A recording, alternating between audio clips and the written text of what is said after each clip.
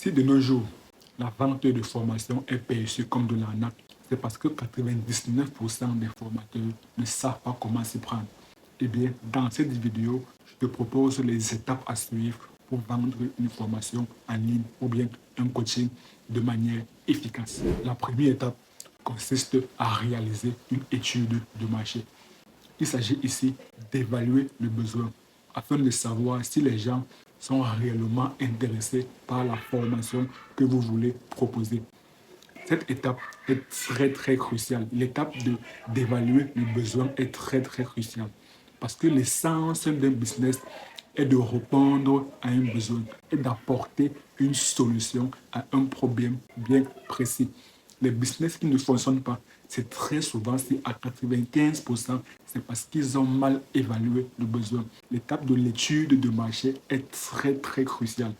Et pour faire une étude de marché, il va falloir faire ce qu'on appelle en marketing une analyse concurrentielle, une veille concurrentielle pour savoir réellement chez vos concurrents les manquements afin vous de venir combler ces manquements, afin d'apporter une solution à un problème dont l'audience de votre concurrence recherche et qui n'ont pas la solution. Si vous venez vous apporter la solution alors clairement vous avez identifié un problème, un besoin et vous apportez donc une solution. Et c'est ainsi que vous serez rémunéré en conséquence. Et pour faire donc une veille concurrentielle, la meilleure manière de le faire, c'est tout simplement de demander à votre audience.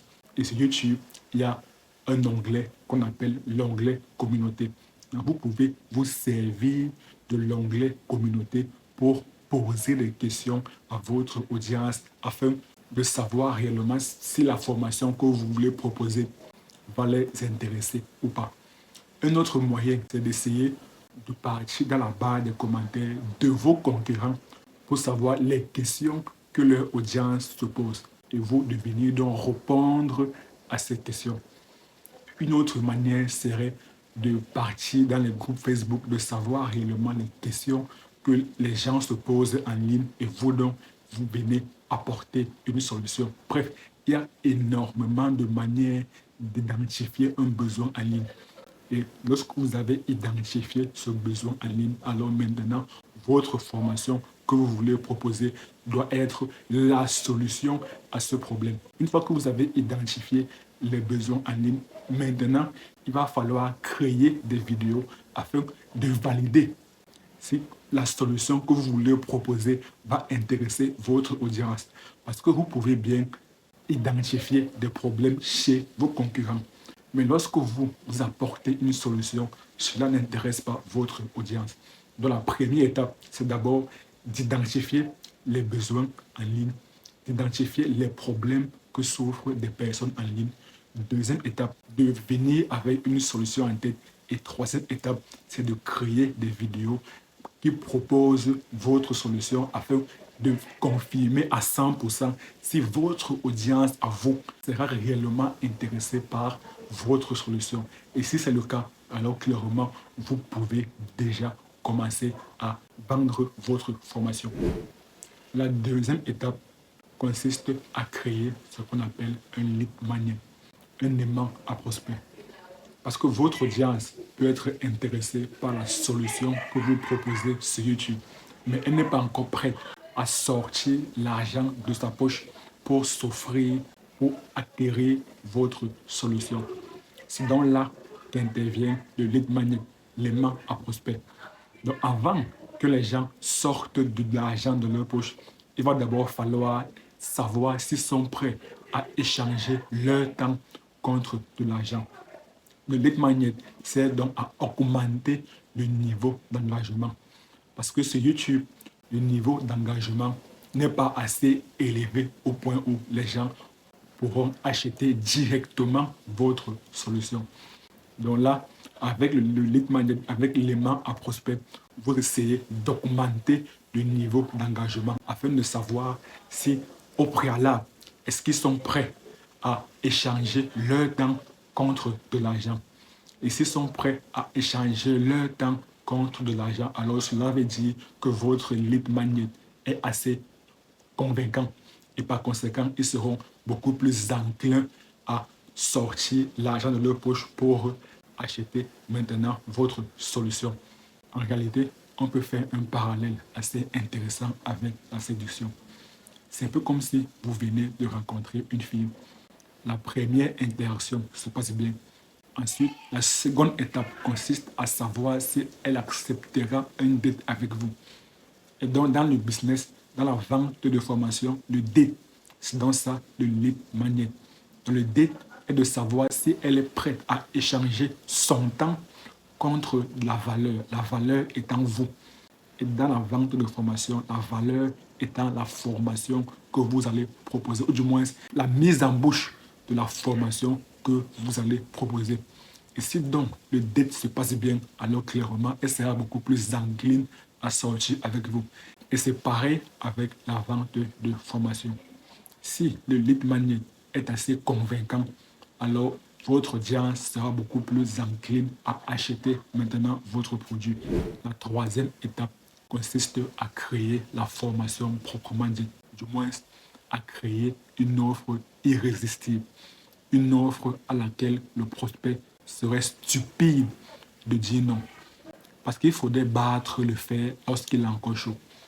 À l'issue de l'étape 2, le prospect est déjà assez convaincu qu'il doit acheter votre formation. Mais il va encore falloir augmenter son niveau d'engagement. Il va falloir faire en sorte que même si il veut passer à l'action, il va falloir qu'il passe à l'action le plus rapidement possible. La raison pour laquelle il va falloir utiliser tous les leviers psychologiques de marketing pour qu'il passe rapidement à l'achat. Il va falloir utiliser tous les leviers psychologiques pour prendre l'argent dans sa poche. Parce que rappelez-vous, le but du business, la vente de formation et de business, est de prendre l'argent dans la poche du client et le mettre dans votre poche. Donc, une fois que le prospect est déjà chaud, un prospect chaud, c'est une personne qui est déjà intéressée par ce que vous avez à proposer. Par contre, un prospect froid, c'est une personne qui ne connaît réellement pas ce que vous avez à proposer. Donc, une fois que le prospect est chaud, il va falloir en profiter et il va falloir augmenter son niveau de chaleur pour qu'il passe rapidement à l'achat. Si on repart avec notre analogie de la séduction, si le premier date s'est bien passé, si la fille a kiffé le premier date, alors il va falloir conclure le plus rapidement possible. Donc, il va falloir utiliser tous les leviers psychologiques. Il va falloir utiliser tous les leviers de la psychologie féminine pour conclure le plus rapidement possible. C'est pareil avec la vente de formation pour ce cas bien précis. Il va falloir que le prospect passe le plus rapidement possible à l'achat. Ici, je tiens à souligner une chose très très importante. Dans l'étape 3, on ne crée pas la formation. Du moins, on ne crée pas encore la formation. L'étape 3 consiste juste à créer une offre irrésistible. En réalité, ce qu'on fait depuis le début de la vidéo, c'est d'essayer de bâtir pas à pas notre tunnel de conversion, de bâtir pas à pas. Dans la première phase, on a d'abord évalué le besoin. La deuxième phase, c'est de tester si notre solution va convenir à notre audience. La troisième phase consiste à créer notre lead magnet, notre aimant à prospect, afin d'augmenter le niveau d'engagement de notre audience, du moins du prospect, afin de savoir si le prospect, avant qu'il ne dépense son argent, est-ce qu'il serait d'abord prêt à échanger son temps contre notre solution. Lorsque le prospect est déjà prêt à échanger son temps contre notre solution, alors il sera prêt à échanger son argent contre notre solution. Et c'est donc là qu'intervient l'étape 3 qui consiste à augmenter, à le faire passer le plus rapidement possible à l'achat. La quatrième étape consiste à générer le maximum de trafic possible. Ici, il s'agit d'inciter le maximum de personnes à entrer dans votre tunnel de vente. Et comment elle fait? En créant le maximum de vidéos possibles. YouTube est le deuxième site le plus visité au monde, avec une moyenne mensuelle de 33,1 visites. Le premier site le plus visité au monde, c'est Google, avec plus de 88 milliards de visites par mois. Et Google ayant racheté YouTube, donc lorsque vous faites des vidéos sur YouTube, alors vous avez à la fois le trafic de YouTube et le trafic de Google. Donc lorsque vous créez des vidéos sur YouTube, alors vous avez clairement une audience assez vaste.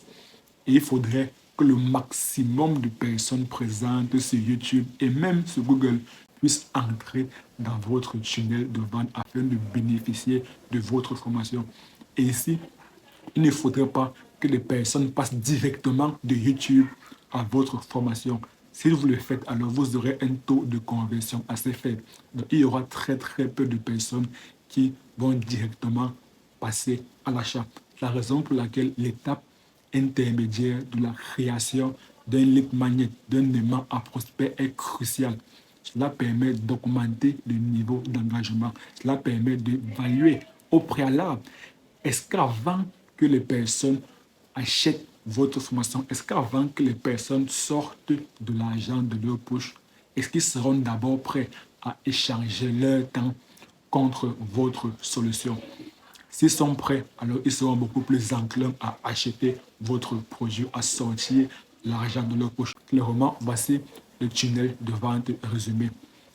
On crée des vidéos pour attirer le maximum de personnes pour qu'ils puissent entrer dans notre tunnel de vente. Ensuite, il va falloir créer un aimant à prospect pour augmenter le niveau d'engagement afin de savoir s'ils sont prêts d'abord à échanger leur temps contre votre solution. S'ils sont prêts à échanger leur temps contre votre solution, alors ils seront beaucoup plus enclins à échanger leur argent contre votre solution. Et si on reprend notre analogie avec la séduction, si vous voulez avoir plusieurs copines, les copines étant des clients dans la sphère de la séduction, dans le marché de la séduction, alors si vous voulez avoir plusieurs copines, alors il va falloir multiplier des interactions. Ensuite, il va falloir leur proposer au préalable un date afin d'augmenter votre chance d'avoir des copines. Si vous passez directement de l'interaction à conclure directement, alors vous aurez un taux de conversion assez faible. La raison pour laquelle il va d'abord falloir passer de l'interaction ensuite au premier date. Et si le premier date se passe bien, alors clairement, vous aurez beaucoup plus de chances de conclure. On comprend donc qu'un bon vendeur, c'est un charreau, clairement. Un bon vendeur, c'est un charreau. L'inverse n'est pas forcément vrai. Et si vous respectez ces différentes étapes dans l'ordre dans lequel j'ai énuméré, alors clairement, vous commencerez à gagner de l'argent avec la vente de formation. Par contre, si vous ne les respectez pas, alors clairement, vous serez qualifié d'arnaqueur. La vente de formation est un business très rentable. Le problème, ce sont des personnes qui vendent des formations. Le business, lui, il est rentable. Le problème, ce sont des formateurs. Si vous voulez savoir pourquoi est-ce que je dis que le business de la vente de formation est un business ultra rentable, si ce n'est l'un des meilleurs business en ligne, alors clairement, cliquez juste la vidéo qui apparaît à l'écran. Et moi, je vous retrouve tout de suite de l'autre côté. À très bientôt.